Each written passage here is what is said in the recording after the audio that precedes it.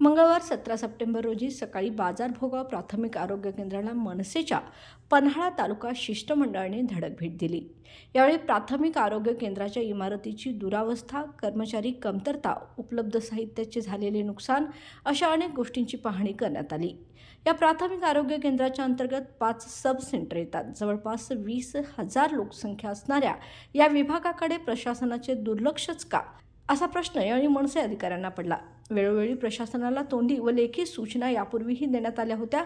अशी दयनीय अवस्था पाहून मनसे शांत बसणार नाही, अशी ग्वाही तेथील स्थानिकांना व रुग्णांना मनसे पन्हाळा तालुका अध्यक्ष अमर बचाटे यांनी दिली। दरम्यान जिल्हा आरोग्य अधिकारी डॉक्टर पिंपळे यांना निवेदन दिले व प्रत्यक्ष पाहणी करून लवकरात लवकर योग्य कारवाई करण्यात यावी, अन्यथा तीव्र आंदोलन छेडण्यात येईल असा इशारा देखील देण्यात आला।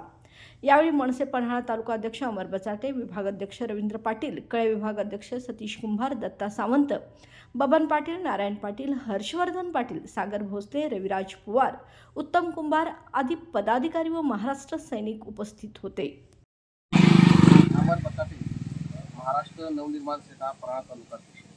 आज आम्ही बाजार भोगाव प्राथमिक आरोग्य केंद्र तालुका पन्हाळा इथे आलो आहे। आम्ही महाराष्ट्र सैनिकांनी संपूर्ण या बिल्डिंगची पाहणी केली, तर उपस्थित असलेल्या सोयी सुविधांच्या सगळी पाहणी केली।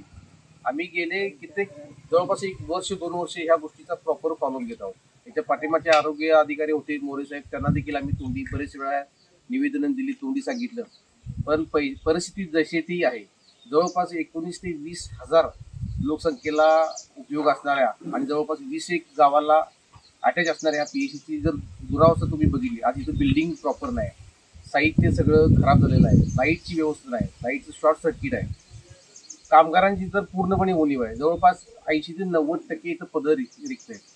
आणि अशा ह्या पीएचसीची जर अशी दुरावस्था होत असेल तर आम्ही महाराष्ट्र नवनिर्माण सेना साधारण 20,000 लोकांना सोयीची असणारी ह्या पीएचसीची दुरावस्था जर बघितली तर अत्यंत दयनीय अवस्था आहे। प्रशासनाला वेळोवेळी सूचना देऊन देखील 1% देखील यामध्ये सुधारणा होत आणि महाराष्ट्र नवनिर्माण सेना त्या आमच्या भागातील लोकांची अवहेलना कदापि सहन करणार नाही। आणि या निवेदनाद्वारे आज प्रशासनाला गंभीर इशारा देऊ इच्छित होती, गेल्या येत्या 7 ते 8 दिवसात या पीएचसी संदर्भात जर योग्य निर्णय नाही झाला, मागण्यांची पूर्तते संदर्भात जर वाटचाल नाही झाली तर महाराष्ट्र नवनिर्माण सेनेतर्फे तीव्र आंदोलन उभारले जाईल। तदनंतर होणाऱ्या सगळ्या बाबी प्रशासन जबाबदार असेल।